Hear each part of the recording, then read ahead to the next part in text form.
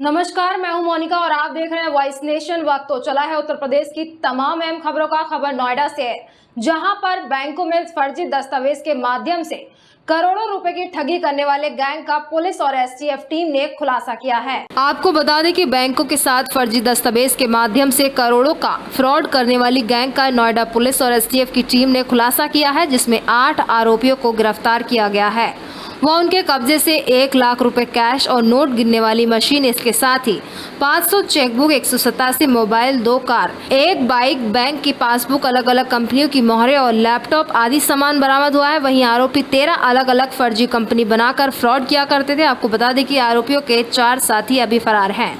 Gang के सदस्य आम लोगों की फर्जी आईडी बनाकर प्रलोभन देकर बैंक के साथ फ्रॉड कर रहे थे। वह अब तक अलग अलग बैंकों के साथ 23 करोड़ का फ्रॉड कर चुके हैं। फेज 1 थाना पुलिस और एसटीएफ ने 8 आरोपियों को गिरफ्तार कर पूरे मामले का खुलासा किया है।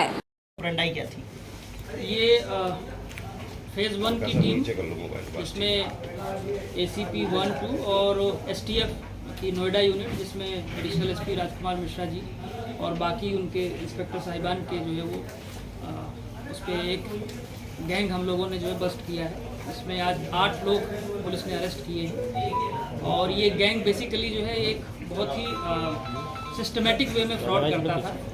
एक एफआईआर हम लोगों ने लिखी थी कुछ दिन पहले, जिसमें एचडीएफसी बैंक ने ये हमें कंप्लेन की थी कि हमारे यहाँ पर जो है कुछ फर्जी कंपनियाँ रजिस्टर्ड करा करके और लोन करा करके और बैंक को जो है नुकसान पहुँचाया जा रहा है।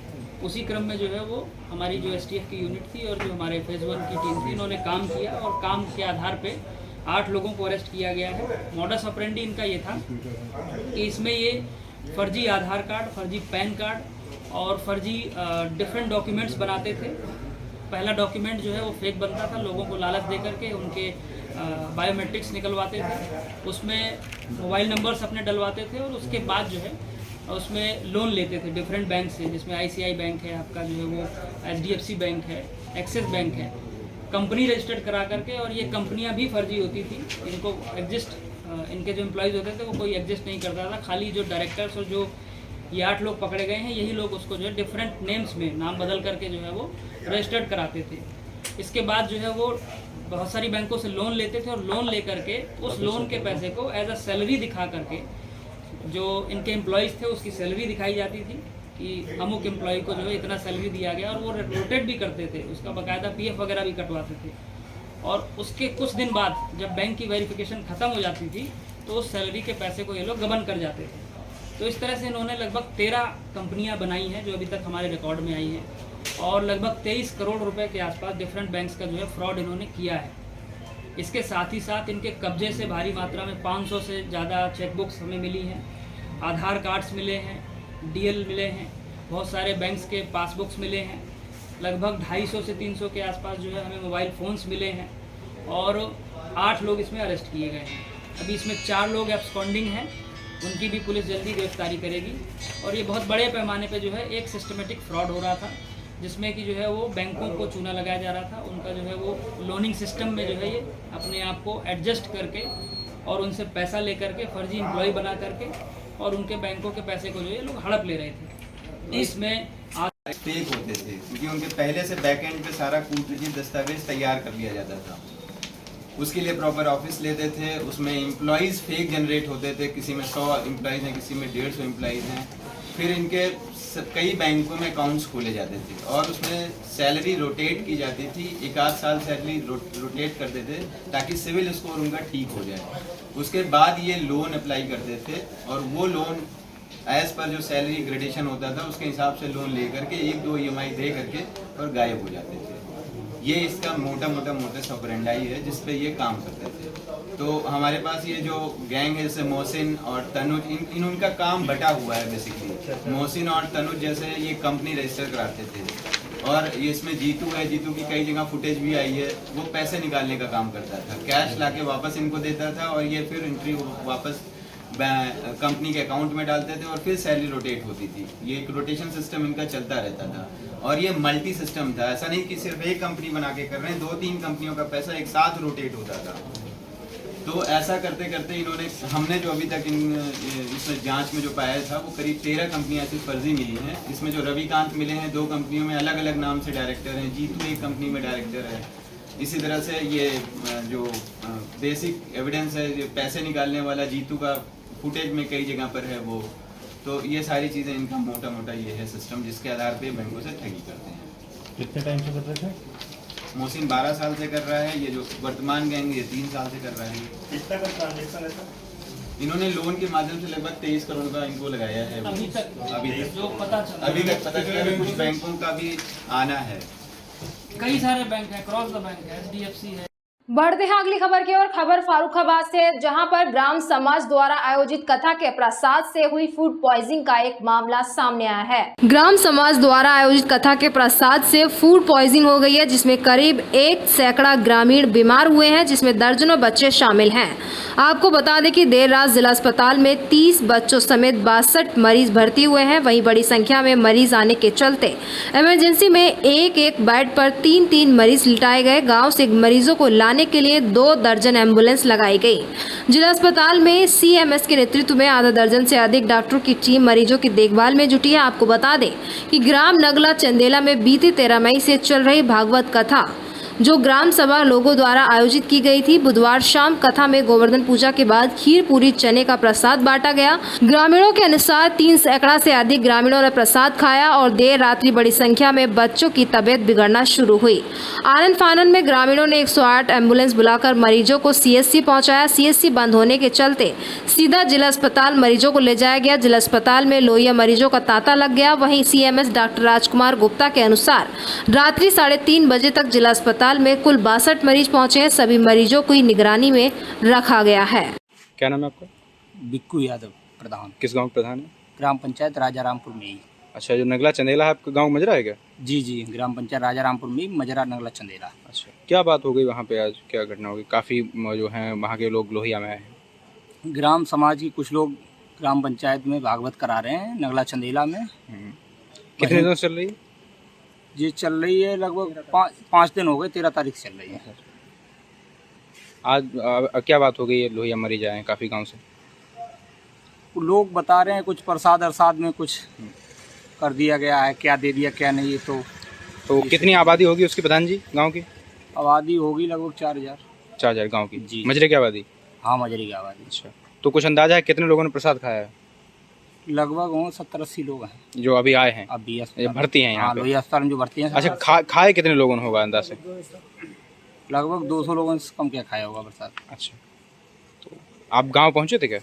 मैं गांव नहीं पहुंचा। गांव नहीं पहुंचे थे अभी? जी। अच्छा, ये लोग बरौन भी गए थे क्या? बरौन गए, बरौन का अस्पताल बंद था। जी। अच्छा, तो वहाँ से सीधे फिर यहाँ आए? वहाँ बरौन से लोहिया अस्पताल वहाँ गए। वहाँ इन लोगों को बंद मिला? जी। आप कितने बजे सूचना मिल गई थी? मुझे रात में 1 बजे सूचना मिली। जैसे सूचना मिली वैसे हम लोहिया अस्पताल में आ गए। सर, भी आप लोहिया अस्पताल में आए हैं, काफ़ी मरीज आ रहे हैं सर, क्या मामला था? कितने लोग आ चुके होंगे अभी तक? इस समय कुल मिला के लगभग 62 मरीज भर्ती हो गए हैं, जिसमें करीब 30 के करीब बच्चे हैं। ये सब नवाबगंज में नगला कोई जगह है, वहाँ पे कोई आयोजन हुआ था। उसमें प्रसाद चूँकि कई जगह से इकट्ठा होके आया था, ऐसा कहते हैं, तो सब मिक्स करके इन लोगों ने प्रसाद खाया है। प्रसाद खाने के बाद उल्टियाँ शुरू हो गई, कुछ लोगों को पेट में दर्द हुआ, बीमार हो गए। करीब 1 बजे करीब यहाँ आना शुरू हुए हैं। अभी तक 62 आ चुके हैं। जितने आए हैं सभी अभी स्थिति कंट्रोल में है, कोई भी मरीज़ सीरियस नहीं है, सभी का उपचार किया जा रहा है और अभी उम्मीद है कि शायद कुछ मरीज और भी आए। सीएमओ साहब भी निरीक्षण कर गए थे? हाँ, हमारे मुख्य चिकित्सा अधिकारी और अनधिकारी भी आए थे, वो देख गए हैं। सभी अस्पताल के चिकित्सक सहयोग कर रहे हैं। कोई मरीज अभी सीरियस नहीं है जिसको रेफर किया जा सके। कई EMO भी लगाए गए हैं, अन्य डॉक्टर हमारे अस्पताल में उपलब्ध 11-12 डॉक्टर हैं, लगभग सभी ड्यूटी पे उपलब्ध हुए हैं। सभी स्टाफ हमारे यहाँ है, दवाएं समुचित है, फ्लूइड भी है, कोई ऐसी कमी नहीं है। ठीक है, लगभग उम्मीद ये है कि सुबह तक 12-14 घंटे में ही ठीक हो जाएंगे। जो ठीक होते जाएंगे उनको डिस्चार्ज करके अभी हॉस्पिटल में जगह है मरीजों के लिए भी? अभी हॉस्पिटल में चूंकि हमारा 210 बेड का हॉस्पिटल है, काफ़ी बेड हैं, अभी 50-60 बेड हमारे पास खाली हैं। बढ़ते हैं अगली खबर की ओर। खबर मैनपुरी से, जहां पर जिला पंचायत सदस्य ने पूर्व विधायक राजकुमार पर गंभीर आरोप लगाए हैं। मैनपुरी सदर विधानसभा क्षेत्र से पूर्व विधायक राजकुमार उर्फ राजू यादव के ऊपर गंभीर आरोप लगे हैं। जिला पंचायत सदस्य शुभम सिंह जाटव ने गंभीर आरोप लगाए हैं और कहा कि मतगणना के दिन पूर्व विधायक ने गाली गलौज देते हुए जान से मारने की नीयत से हमला किया, जिसमें मेरे साथियों के द्वारा मुझे बचाया गया, जिसमें मैं बाल बचा। तो वहीं शुभम सिंह जाटव के समर्थन में सुजान सिंह यादव जिला पंचायत अध्यक्ष ने भी शुभम सिंह का समर्थन करते हुए कहा कि शायद राष्ट्रीय अध्यक्ष भी पूर्व विधायक राजकुमार यादव से डरते हैं, इसलिए ऐसे भ्रष्ट नेताओं को पार्टी में अभी तक जगह दिया हुआ है। इस दौरान प्रेस वार्ता कर और क्या कुछ कहा, जरा सुनिए। लेन देन का कुछ मामला है विधायक से आपका? देखिए मैं बताता हूँ, पैसे को बचाने के लिए ये षड्यंत्र रचा गया।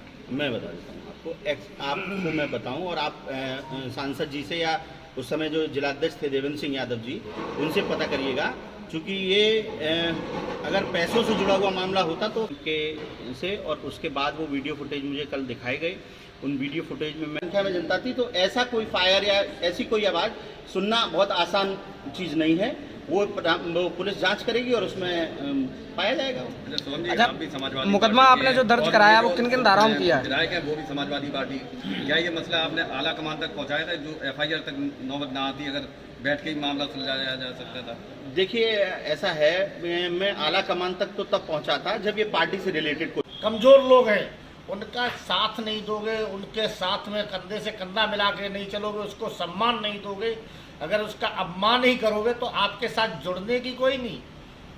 एक ट्रेन जाती है, जा रही है, उस ट्रेन का कोई भी डिब्बा काट दोगे तो आप कमज़ोर होते जाओगे, तो वो ट्रेन छोटी होती जाएगी और लास्ट में हो सकता है इंजन रह जाए, तो इंजन फिर दौड़ता रहे, पीछे कोई लगने वाला नहीं होता है। अच्छा नेताजी, शुभम सिंह जो सपा के नेता हैं, उन्होंने उनकी तहरीर में शुभम सिंह एक पढ़ा लिखा व्यक्ति है, क्या लगता है? और मेरा सम्मानीय सदस्य मेरे साथ, उस सदन का सदस्य है, बहुत मैं उसका प्यार करता हूँ उसको। कहते तो मैं बात करता, लेकिन मुझसे किसी ने बात नहीं की है। और लोकसभा जो अभी उपचुनाव हुआ था उसमें दलितों का ने काफी भारी मात्रा में डिम्पल यादव को वोट दिया था। इस तरीके से जो आपके साथ घटना हुई है, ये घटना देखिए, डिम्पल यादव जी हमारी सांसद हैं और पूरे दलित समाज ने नहीं, हर समाज ने, ब्राह्मण से लेकर वाल्मीकि तक, मैनपुरी की जनता ने उनको समर्थन दिया था, उनको जिताया था। दलित समाज की भी उसमें महत्वपूर्ण हिस्सेदारी रही थी और मैंने बहुत मेहनत भी की थी इस चुनाव में, और आगे भी करेंगे। और रही इसकी बात, तो ये विधायक जी से जुड़ा हुआ मामला है, ये समाजवादी पार्टी से ना तो समाजवादी पार्टी ने मेरा अपमान किया है, न ही समाजवादी पार्टी के किसी ऐसे, ये व्यक्तिगत विधायक जी ने जानबूझ के हमला कराया है, अपमान किया है। ये व्यक्तिगत विधायक जी का और मेरा मसला है। किसी का ऐसा तो नहीं सोम जी आपका सपा से अब मुंह भंग हो चुका, इस वजह से ये मामला यहाँ तक पहुँचा है? ये ऐसा लगता है, ये मैं 2-3 दिन से लगातार ये देख भी रहा हूँ। मैं आपको 100% एश्योर कर रहा हूँ, मैं समाजवादी पार्टी के नेतृत्व में पूरी आस्था रखता हूँ और ये पूर्ण विश्वास करता हूँ कि समाजवादी पार्टी के अगर राष्ट्रीय अध्यक्ष जी या पार्टी का कोई भी शीर्ष नेतृत्व उसमें इन्वॉल्व होगा तो उनकी बात का मैं सम्मान रखूँगा। मैं समाजवादी पार्टी में हूँ और समाजवादी पार्टी में ही आगे भी रहने वाला हूँ, इसी के साथ मैं काम करूँगा। ऐसी कोई मेरी ना ही मेरा इरादा है, ना ही ऐसा कुछ है। कल से आप परसों से देख रहे हैं, मैं स्वयं में सक्षम हूँ, मैं अकेला भाग दौड़ कर रहा हूँ। कप्तान साहब से लेके सीओ और सीओ साहब से लेके इंस्पेक्टर तक अभी भी मेडिकल कराने जाऊँगा या जो भी मैं करूँगा मैं अकेले कर रहा हूँ। जिसको मेरा साथ देना है वो मेरा साथ दे सकता है, उसमें मैं किसी को रोकूंगा। मुकदमा जो दर्ज कर पार्टी का और भी कोई नेता साथ आया आप किसके साथ? आप मैं जहाँ पीसी कर रहा हूँ, सारे ही नेता समाजवादी पार्टी के जब मुझे रोकने नहीं आए हैं, इसका मतलब सभी का मूक समर्थन है मेरे साथ, सभी का पीछे से मेरे साथ समर्थन है, क्योंकि इनसे मैं ही अकेला परेशान नहीं हूँ। मैंने तो आवाज़ बना हूँ, मैं उन लोगों की आवाज़ बनाऊँ जिन लोगों को, जिनको विधायक जी ने हर रूप से दबाया है, कुचला है और उनको आगे नहीं बढ़ने दिया, उनका अपमान किया है। आज एक बात है कि शुभम सिंह उनकी आवाज़ बन गए हैं, अदरवाइज सभी लोगों का मेरे साथ समर्थन है, सभी लोग मेरे साथ हैं। आपको नहीं लगता कि कहीं ऐसा ना हो कि पार्टी शीर्ष नेतृत्व आपके खिलाफ कोई कार्रवाई कर दे ये कदम उठाने के बाद? वैसे मुझे ऐसी कोई उम्मीद नहीं है कि पार्टी का शीर्ष नेतृत्व अगर मेरे खिलाफ कोई कार्रवाई करेगा तो मैं उसको स्वीकार करूंगा। अगर मैं गलत हूँगा तो डेफिनेटली मेरे खिलाफ कार्रवाई करेंगे और होनी चाहिए मेरे खिलाफ कार्रवाई। लेकिन अगर विधायक जी गलत हैं, विधायक जी ने मेरा अपमान किया है, दलितों का अपमान किया है, तो विधायक जी के खिलाफ भी कार्रवाई होनी चाहिए। बढ़ते हैं अगली खबर की ओर। खबर उत्तर प्रदेश के गाजियाबाद से है, जहां पर किसानों ने लोनी उपजिलाधिकारी सलवी अग्रवाल पर आरोप लगाए हैं। गाजियाबाद थाना ट्रॉनिक सिटी के मंडोला चौकी क्षेत्र में भारत सरकार NHAI के द्वारा विद्युत विभाग की लाइन ट्रांसमिशन करने के कारण किसानों की जमीन पर जबरन कब्जा कराने का मामला सामने आया है। किसानों से वार्ता की गई तो किसानों ने बताया कि हम इस भूमि पर 70 सालों से खेती का कार्य करते आ रहे हैं, लेकिन अचानक बिना नोटिस और जानकारी दिए बिना हमारी भूमि पर जबरन कब्जा कराया जा रहा है। साथ ही एक तालाब जिसमें 25,000 मछली का पालन किया जा रहा है उसको भी नष्ट कर दिया गया है। पिंकी जी, क्या हुआ यहाँ पर ये जबरदस्ती तालाब तोड़ रहे हैं जी?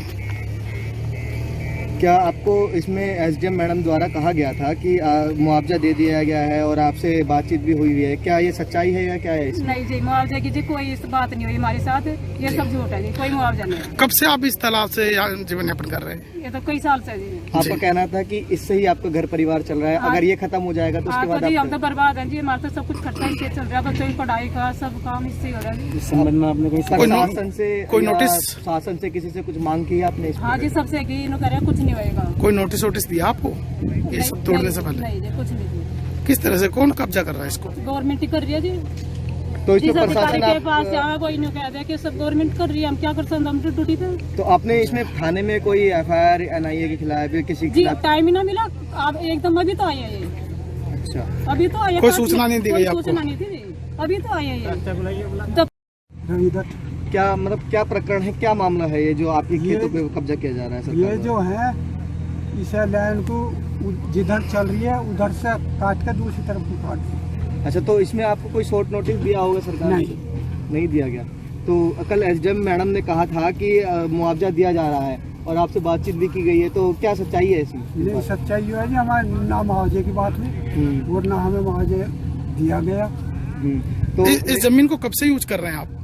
ये दादा लाई जमीन है जी, जी। 70 साल से लिख लो, 150 साल से लिख लो जी। जैसे बड़े मर जाओ छोटे करने लगे, छोटे तो बन जाओ। ये जो आपका खेती रोजगार है, इसके अलावा कोई और रोजगार है तो आपके सरकार से आपने मांग नहीं कि हमारे बच्चे क्या करेंगे आगे जाके, अगर आप हमारे बच्चे तो हमने कही उनसे, हम भीख मांगने लगे, उनका आप कुछ करो, हमें कब्जा लेना।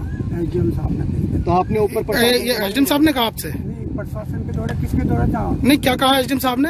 SDM ने कहा हम कब्जा लेंगे आज, आप जो जी करे सो करो। अच्छा, तो एक तरीके से आपको धमकी दी गई? धमकी दी गई। तो कोई नोटिस दिया आपको? नहीं, इससे पहले नहीं। बढ़ते हैं अगली खबर की ओर। खबर झांसी से है, जहां पर झांसी बार काउंसिलिंग का अधिवक्ता संघ का चुनाव 29 मई को होगा, जिसकी जानकारी एल्डर्स कमेटी द्वारा पत्रकार वार्ता कर दी गई। आपको बता दें कि झांसी बार अधिवक्ता संघ का चुनाव 29 मई को होगा। एल्डर्स कमेटी के द्वारा आज पत्रकार वार्ता में बताया गया कि 29 मई को बार काउंसिलिंग ऑफ उत्तर प्रदेश का चुनाव होगा। इस मौके पर एल्डर्स कमेटी के सभी सदस्य मौजूद रहे। वहीं कमेटी के प्रतिनिधि विवेक वाजपेयी के द्वारा बताया गया कि इस बार सभी चुनाव लड़ने वाले अधिवक्ताओं से एक शपथ पत्र अलग से लिया गया है, जिसमें इस बात का उल्लेख है कि वे अपने कार्यकाल को पूरा करने के उपरांत अपना चार्ज तुरंत ही एल्डर्स कमेटी को सौंप देंगे और अगर फिर भी किसी कारणवश उन्हें कुछ समय और लगता है तो इसके लिए एल्डर्स कमेटी से अप्रूवल लेंगे। उसके बाद 1 माह के लिए अपने कार्यकाल को और बढ़ा सकते हैं। इसके अलावा और भी बहुत सारी चीज़ों पर चर्चा करते हुए विवेक वाजपेयी ने बताया कि इस बार अधिवक्ता जिस तरह से जगह जगह स्टॉल लगाकर लोगों के खान पान और प्रलोभन की चीज़ों का इंतजाम करते हैं, इस बार चुनाव में नहीं कर पाएंगे और अगर इस तरह की कोई भी गतिविधि में किसी भी उम्मीदवार को लिप्त पाया जाता है तो उसका चुनाव निरस्त किया जा सकता है। उन्होंने बताया कि इस बार चुनाव बड़े ही अलग ढंग में हो रहा है और इस बात की कोशिश की जा रही है कि हर चीज और हर पहलू पर नजर रखी जाए। ऐसे वोटर जो जिले के बाहर के हैं उन्हें भी इस बार चुनाव में एंट्री नहीं दी जाएगी। जो प्रॉपर झांसी के लोग होंगे वही लोग इस चुनाव में भाग ले सकेंगे। किस संबंध में प्रेस वार्ता आयोजित की गई? देखिएगा, ये हम लोगों का जो चुनाव निर्वाचन है वर्ष 2023-24 का, उसमें हमारे जो एल्डर कमेटी के चेयरमैन माननीय प्रकाश नारायण द्विवेदी जी, हमारे एल्डर कमेटी के वरिष्ठ सदस्य श्री रघुवीर शरण वाजपेयी जी, हमारे एल्डर कमेटी के सदस्य, जो अधिवक्ता का सम्मान पूर्व में रहा है और पूरा कार्यकाल पूरा होते ही अपना चार्ज एल्डर कमेटी को सौंप देंगे और किसी परिस्थिति बस अगर उन्हें कार्यकाल बढ़ाना पड़ता है, कोई ऐसी परिस्थिति आती है तो दाता एल्डर कमेटी ने फाइनल लिस्ट के लिए किया है उसको, और 1720 मतदाता इस चुनाव में मत करेंगे और चुनाव हमारा झांसी क्लब प्रांगण में दिनांक 29/5/2023 को प्रातः 8 बजे से सायं 5 बजे तक मतदान होगा। बढ़ते हैं अगली खबर की ओर। खबर गाजियाबाद से है, जहां पर चोरों ने फैक्ट्री मालिक के घर में घुसकर 30 लाख से अधिक की बड़ी चोरी की घटना को अंजाम दिया है, जिसका सीसीटीवी फुटेज अब सामने आया है, जिसकी तलाश में अब पुलिस जुट गई है। आपको बता दें कि सीसीटीवी फुटेज में 5 बदमाश नजर आ रहे हैं। सभी बदमाश कच्छे और टी शर्ट में नजर आ रहे हैं। घटना बीते रविवार देर रात की है। नेहरू नगर इलाके में मेयर आवास में कुछ ही दूरी पर एक घर में बदमाश नंगे पांव घर की दीवार कूदकर घर के अंदर दाखिल हुए और खिड़की की जाली काटकर खिड़की पर लगी ग्रिल निकाल ली। एक बदमाश ने घर का दरवाजा खोला, जिसके बाद सभी बदमाश घर के अंदर दाखिल हो गए। घर पर पीड़ित फैक्ट्री मालिक अभिनव अग्रवाल, उनकी पत्नी, बेटे के साथ उनके पिता, कुल 4 लोग मौजूद थे। चोर इतने शातिर थे कि घर में मौजूद चारों लोगों को घटना का पता नहीं लग पाया। बदमाशों ने घर में सो रहे लोगों के कमरे की कुंडियां बाहर से बंद कर दी और घर में रखे लाखों की ज्वेलरी, कैश, कीमती घड़ियां और अन्य कीमती सामान चोरी कर वहां से फरार हो गए। सुबह जागने पर घर में मौजूद लोगों को घटना की जानकारी हुई, जिसके बाद स्थानीय पुलिस को घटना की सूचना दी गई। बदमाशों ने घर में घुसने के बाद सीसीटीवी कैमरे की तार भी काट दी। घटना की सूचना पर पुलिस ने सीसीटीवी फुटेज के आधार पर बदमाशों की पहचान की और तलाश शुरू कर दी है। एसपी नंदग्राम रवि कुमार सिंह ने बताया कि पुलिस ने इस मामले में मुकदमा दर्ज कर लिया है और जल्दी बदमाशों को गिरफ्तार कर घटना का अनावरण पुलिस द्वारा किया जाएगा। सर, नेहरू नगर में कल एक फैक्ट्री मालिक की चोरी की वारदात सामने आई है और कच्चा बनियानधारी लोग वहां घुसते हुए दिखाई दे रहे हैं। क्या कुछ जानकारी है, किस तरह से कार्रवाई आगे बढ़ाई जा रही है? ये कल सुबह अर्ली सुबह की घटना है। ये सूचना मिली, घटना को तत्काल मेयर द्वारा और थानाध्यक्ष और पीआरबी द्वारा अटेंड किया गया और डॉग स्क्वाड और फिंगरप्रिंट्स टीम को बुलाया गया। सारे तथ्यों की छानबीन की गई, आवश्यक कार्रवाई की गई और 2 टीमों का गठन कर दिया गया है। शीघ्र ही घटना का अनावरण कर दिया जाएगा। बताया जा रहा है 30 लाख से अधिक की सामान चोर यहाँ से लेके गए हैं। सारे तथ्यों की छानबीन की जा रही है। शीघ्र ही घटना का अनावरण कर दिया जाएगा। सर, घटना से जुड़ा सीसीटीवी सामने आया, क्या कुछ सर उस सीसीटीवी में नजर आ रहा है? पहचान करने का प्रयास किया जा रहा है और सभी तथ्यों के सापेक्ष घटना का अनावरण किया जाएगा। बढ़ते हैं अगली खबर की ओर। खबर बुलंदशहर से है, जहां पर शिकारपुर तहसील में अंबेडकर नगर के ग्रामीणों ने पुलिया निर्माण को लेकर विरोध प्रदर्शन किया है। आपको बता दें कि शिकारपुर तहसील में सरवर शिकारपुर रोड पर पुलिया निर्माण को लेकर अंबेडकर गांव के ग्रामीण भड़क गए। ग्रामीण ट्रैक्टर ट्राली में सवार होकर महिला पुरुष शिकारपुर तहसील में पहुंचे और धरना प्रदर्शन किया, जहां पर स्थानीय विधायक एवं एसडीएम के खिलाफ मुर्दाबाद के नारे लगाए। मुर्दाबाद के नारों की गूंज सुनकर तहसीलदार निकले अपने ऑफिस के बाहर। तहसीलदार ने ग्रामीणों से कहा कि ये हमारे विभाग का मामला नहीं है। इसी बात को लेकर ग्रामीण भड़के और मुर्दाबाद के नारे लगाने शुरू कर दिए। ग्रामीणों का कहना है कि 2 दिन पहले एसडीएम शिकारपुर को अवैध रूप से पुलिया निर्माण को लेकर एक ज्ञापन दिया गया था, जिस पर एसडीएम ने जांच कराकर कार्रवाई की बात कही थी, लेकिन 2 दिन बीतने के बाद भी कोई अधिकारी जांच करने नहीं पहुंचा। उसके बाद ग्रामीणों का धैर्य का बांध टूट गया और तहसील में धरना प्रदर्शन पर उतारू हो गए। धरना प्रदर्शन की सूचना पर थाना कोतवाली पुलिस मौके पर पहुंची और मामले को शांत कराया। इस मौके पर बड़ी संख्या में पुरुष महिला उपस्थित रहे। रफीक जी, बड़ी संख्या में महिला पुरुष एसडीएम कार्यालय पहुंचे, किस समस्या को लेकर? समस्या साहब, हमारे ये पुलिया दोबारा आए हम परसों 16 तारीख में एप्लीकेशन दी, कोई भी नहीं कुछ हुआ, उसका कोई भी हमें न्याय नहीं मिला। बढ़ते हैं अगली खबर की ओर। खबर गाजियाबाद से है, जहां पर कमिश्नरेट हिडन पुलिस ने चैन, पर्स और मोबाइल लुटेरों पर लगभग काबू पा लिया है। आपको बता दें कि गाजियाबाद जिले को कभी क्राइम सिटी तक का नाम नवाजा जा चुका था। वजह थी लगातार बढ़ती लूट, डकैती, चोरी और आती जाती महिलाओं से चैन और मोबाइल लूट की वारदातें तो ऐसा हो जाया करती थी जैसे कोई चने बांट रहा हो। समाचार पत्रों में ऐसी वारदात हमेशा सुर्खियों में रहा करती थी, जिसके बाद गाजियाबाद को क्राइम सिटी तक का नाम से नवाजा गया। लेकिन अब बदलाव आ चुका है। जब से उत्तर प्रदेश में योगी की सरकार आई है, तब से पुलिस के कार्य करने का रवैया भी गाजियाबाद में बदल गया है। जब तक जिला गाजियाबाद में जब तक एसएसपी सिस्टम प्रणाली जारी रही, तब योगी की सरकार में अपराध पर पुलिस बहुत हद तक अंकुश पाने में कामयाब रही, लेकिन फिर भी अपराधी आपराधिक वारदातों को अंजाम दे रहे थे। शायद इसी के चलते गाजियाबाद को कमिश्नरेट घोषित किया गया और कमिश्नरेट बनने के बाद जिस ट्रांसजेंडर में सबसे ज्यादा महिलाओं के साथ मोबाइल, चैन और पर्स की लूट की वारदात हुआ करती थी, उनमें अब बहुत कमी नजर आ रही है। पिछले 3 महीने में वारदातों का एवरेज अब 2 से 3 का रह गया है, जिसके बाद अब गाजियाबाद में महिलाएं कहने लगी हैं कि अब हम सड़क पर खुद को काफी सुरक्षित महसूस करते हैं। पौष इलाके वसुंधरा में हमने कुछ महिलाओं से बात की तो उन्होंने बताया कि पहले हमें नौकरी पर आने पर कहा जाता था गले में सोने आदि की चैन पहनकर ना आए, क्योंकि यहाँ पर लुटेरे घूमते हैं और आपको वह शिकार बना सकते हैं। लेकिन अब पिछले 3 महीनों के अंदर महिलाएं अनुभव के अनुसार इलाके में उन्हें किसी वारदात की जानकारी नहीं मिली है। साथ ही स्थानीय महिलाओं ने बताया कि वर्षों पहले इस इलाके में एक दिन में 2 से 3 वारदात, लूट आदि हो जाया करती थी। अब वो अपने आप सड़कों पर सुरक्षित महसूस करती हैं। इंदिरापुरम इलाके की वसुंधरा से एक महिला से हमने बात की तो उसने बताया कि वह भी चैन लूट का शिकार बन चुकी थी, लेकिन पिछले 3 महीने में पुलिस द्वारा की जा रही कार्रवाई के बाद इन वारदातों में बहुत कमी आई है, जिसके बाद अब उन्हें सड़क पर चलने में ज्यादा भय नहीं लगता है। महिलाओं का कहना है कि अब जगह जगह हमें पुलिस सड़क पर खड़ी नजर आती है, जिसके बाद लगता है कि हम सुरक्षित हैं। ट्रांसजेंडर एरिया में पिछले दिनों काफी मामले बढ़े थे कि महिलाओं के साथ चैन स्नैचिंग, मोबाइल लूट। इसमें जनवरी फरवरी का एवरेज जो घटनाएं होती थी वो करीब 9 से 10 स्नैचिंग की घटनाएं होती थी। जनवरी और फरवरी की जो एवरेज घटनाओं की संख्या है, मार्च अप्रैल में इन घटनाओं की संख्या को निरंतर ट्रांसजेंडर जोन की पुलिस द्वारा प्रयास के फलस्वरूप कम करके इन घटनाओं की संख्या करीब 4 से 5 साप्ताहिक एवरेज हो गई थी। पिछले सप्ताह में मात्र एक ऐसी घटना हुई है जो कि मोबाइल स्नैचिंग की घटना थी, वो भी बिल्कुल दर्ज की गई है और उसका सफल अनावरण किया जाएगा।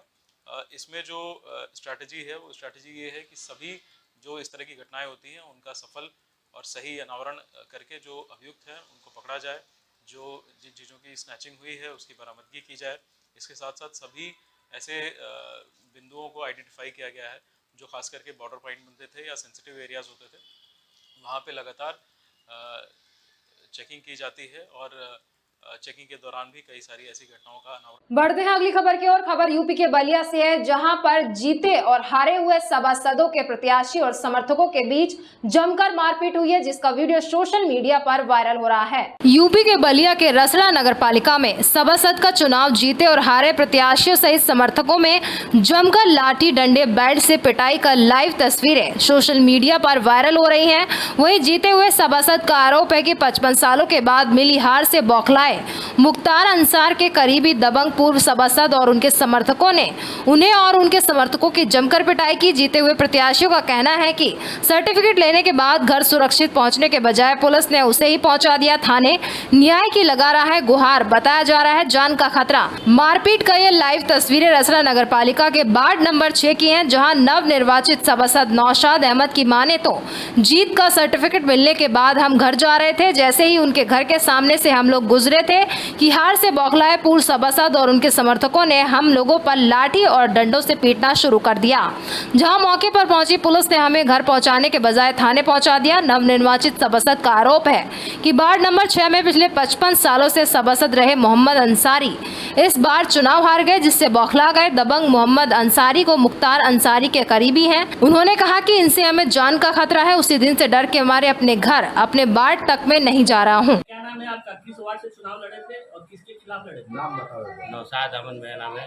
मैं वार्ड नंबर 6 से चुनाव लड़ा था और वकील अहमद अंसारी के खिलाफ चुनाव लड़ा था। कितने सालों से वो इस यहाँ चुनाव जीत रहे थे और उनका कब्जा था इस वार्ड पे? 55 सालों से चुनाव वो जीत रहे थे। 55 सालों से वो कब्जा था उनके वार्ड में। जब जीत का सर्टिफिकेट। फिलहाल इस वक्त की खबरों में इतना ही। तमाम देश दुनिया की खबरों से रूबरू होने के लिए देखते रहिए वॉइस नेशन।